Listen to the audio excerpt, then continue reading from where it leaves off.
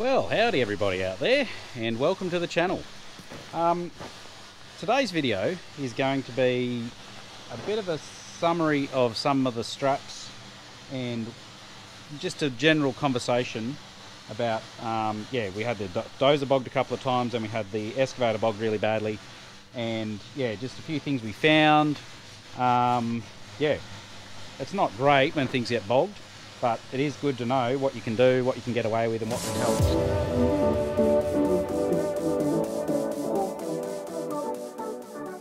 I've just laid this strap out. This is a strap that we were given off, probably it was a year ago now actually. It was just before last harvest, and we were hoping to be able to give it some good testing. It looked like we're coming into a wet harvest, but then it just stopped raining and we never really needed it. But in a previous video, I might put a link in the description and in the top corner, we ended up using this to pull out the dozer, and then the dozer got bogged again and this was used a couple of times. But it's all obviously just R&D, so nothing like this is, you want to find the limits so you can improve them. So this outer covering obviously didn't have as much stretch as the inner, and that just popped all that outer covering off.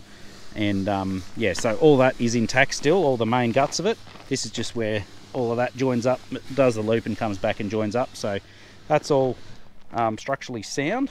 And we also had this extra covering over it just for extra protection, but it just doesn't have the stretch. So that's that's the story with that one. And the other thing is, we had to go to town when the excavator was really bogged. Like, I don't think we've had anything that bogged before, so it was we needed to increase our arsenal of recovery gear. Now, unfortunately, we don't have any really large soft shackles. That might be something coming in the future, but so unfortunately the only way you can do it is with these massive Ds. Now, these are 35 ton, that's the working load limit. Now, these are, I'm pretty sure it's either a safety factor of 5 or 6, so that's almost 200 tons of braking. Well, it has to be able to withstand that. So we've got 3 of those, and then we've got a 25 tonner there. So that's what was used with the excavator.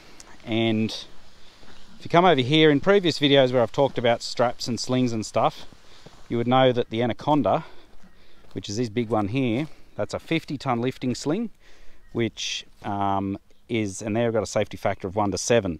So that is good to have that option, but it is heavy and hard to maneuver, and just a bit of a pain really, but it's good when you do need it. So we went to the local agri shop, one of the local agri shops in town, Agriware, and they thankfully had, because we'd broken a couple of these sort of style anyway, these smaller ones, they thankfully had 2 of these in stock. So we grabbed them and joined them up together. So it was two 20 ton straps, so that was essentially a 40 ton section. And again, that's a safety factor of 7, so it handled it no worries at all. But we think what we've got to be careful of is with some of our other straps, because we did have another one of these, a 20 tonner, but they were breaking. And we think just with the Ds, if you're not using a really round D, or whatever it is, it seems to create a bit of a pinch point on them, and they and it lets go. So just got to be mindful of that. And also one of them anyway was a bit old, had been used a few times. So we find that these slings, the lifting slings, we've got a lot of the little ones too. I think Brad's got some in the back of his ute here actually, and we use them. From our testing, there is a video we did too where we were a tug of war between 2 dozers, and we were using these straps here, except I think we were using yellow ones, which I believe are 4 ton. These are 5 ton, the red ones, and 4 held it and 3 didn't. So that's 2 dozers just trying to pull them apart. So that is we just carry these. They're nice and light and easy to carry in a tool compartment or whatever, and you can use them often times when the 2 dozers are working together. We'll just have one of these red ones, so that's only a 5 ton strap, and use that to pull out the dozers. So it's pretty good, pretty light, pretty easy to use. Here's one of those 20 ton ones that I was talking about earlier. It's all a bit dirty and messed up, And yeah, then we've got an assortment of yeah, that's a 100-ton snatch strap, and yes, that's like a kinetic strap, and yeah, there's another one there. So there's just a lot of different options we use. We just find the lifting slings, when you're using machinery and that, you don't often need the kinetic ability, probably more so with the dozers and that.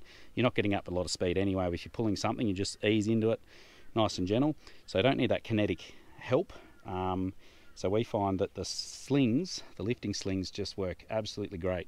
But if they do let go, it is just, it's like it sort of explodes rather than a massive slingshot. So it will fling something a little ways, but nothing like like a kinetic strap, which will just turn anything into a catapult. So that's another benefit we've found. They're just a lot safer to deal with. And yeah, we're just really keen on getting some new or some bigger soft shackles, because the same company that gave us those have got these soft shackles, and reasonably priced too.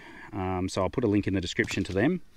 And yeah, we obviously broke this because we were pulling it with a D11, but that's not really what it's rated for. But that was when the quad track was pulling the dozer out, that was joining two straps together, so it held perfectly, and it was really good just to get away from that extra weight in between two straps in case something happens. So it yeah, they're brilliant, these things. So we yeah, we're just trying to hook up getting some bigger ones for the dozer, which probably needs to be a 150-ton soft shackle, to be honest.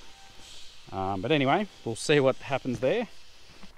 Well guys, it's another day, and there is a bit of work going on with the headers still, but I am just doing a fair bit of organising with all these straps we've got. So yeah, there's just a bit of everything everywhere. So I'm slowly cleaning out all the straps in Brad's ute. We've still got a 100-ton snatch strap in there. We've got a lot of these 5-ton lifting slings. We've got a whole box of the 5-ton lifting slings. We've got that experimental kinetic rope that I've got to put somewhere, and yeah, some more 20-ton lifting slings there.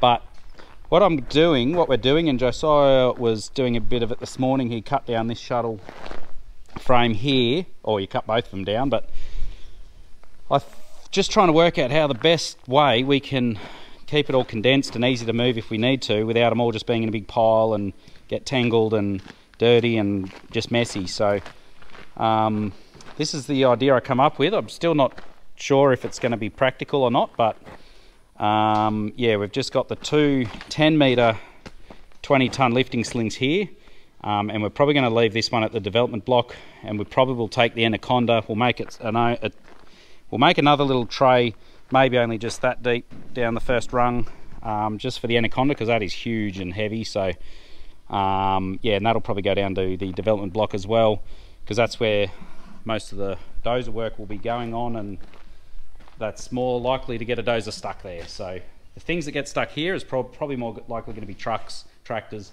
headers, that sort of thing, where we don't need yeah, brute force. So that is what I'm doing. I'll probably set up this one over here to be just the lighter straps and things that'll stay here at the main farm, and yeah, that's the plan, I think. So we've got the 35-ton D shackles there. Again, hopefully we can get away from these at some point, but at this stage, that's all we've got. We're just really trying to get onto soft shackles that'll handle the load. So yeah, we've got them resting there. I've got two 8-ton lifting slings. They're 10 metres long, so they're really handy for most things. Also got 200-ton snatch straps in there as well. So that'll be a nice little package that if we need to and we're not sure what we want, someone can always grab that, get the forklift, throw it on the back of the ute and fly down to wherever the issue is, or you can just grab what you need to grab and try and keep it a bit tidier. So that's what I'm trying to do there, and I've just got to do that to this one, and yeah, find a home for this thing here. Well, it's hard work lugging those straps around, but I think we've got a bit of a plan now.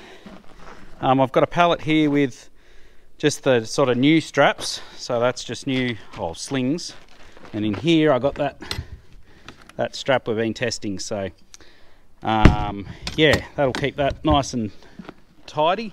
Then I've just made up another cage, so this is different to that other one I made. And yeah, so this one will probably stay here at the main farm.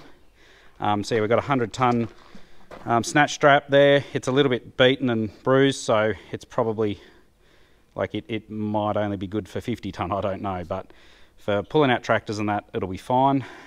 We probably wouldn't use that on the dozers, but we've got an old, this is an old 50-ton strap. Yeah, that one is still good for light duties. And then we've got a, I think that yellow one there's a 30-ton, I believe. It'll be about that. We've got a 4 metre 20-ton sling. So just to clarify too, probably the easiest way to describe this is any snatch strap or kinetic rope or kinetic strap, whatever you want to call them, they're rated at what they'll break at, or what they should be able to handle, but they're rated at close to what they'll probably break at. So when I'm saying a 30-ton snatch strap, that means it'll, if you put any more load than 30-ton, it could break. When I'm talking about a 100-ton snatch strap, if you put any more than 100-ton on that, that will break. We have broken a few of them with the D11. But when I'm talking about slings, the lifting slings, they're rated at their working load limit, which I've said it before, sound like a broken record, but that means that they have to have a safety factor of 1 to 7. So yeah, it is pretty incredible what they will take before they break. So yeah, you just got to make sure there's no really tight points where you're pulling them from. So something like that that's nice and round is really good. You'd be probably won't wreck them doing that, but if you're using a smaller D with a bit smaller diameter, they seem to suffer a bit there. But anyway, got distracted. So that's a I think this one's a 4 metre 20-ton, or it's a short one anyway. We've got a 8 metre 20-ton here. I think it's 8 metres anyway, but that's an older one too, so we've had that one for a little while. Then we've got our 5-ton, our used 5-ton 8 metre, and then 2 4 metre ones. And then yeah, different assortment of D shackles here, and some little 15-ton yeah, soft shackles that we haven't used yet. So I think that's tidied it up a lot, because usually we'd just have all of that jam-packed on a pallet, and it becomes a mess, and because you're always in a hurry, yeah, it just ends up all getting tangled, so you can never find the one you want when you want it. So at least that's a bit more tidy, and yeah, you can get into there and do what you need to do. So I'm pretty pleased with that. That'll be it for this video, I think. Hopefully it made sense. I've been doing this for like 2 years, and I still feel like I don't make sense half the time, but yeah, hopefully you find it interesting. If you do, just remember to hit the like button and subscribe if you haven't already, and we'll catch you in the next one.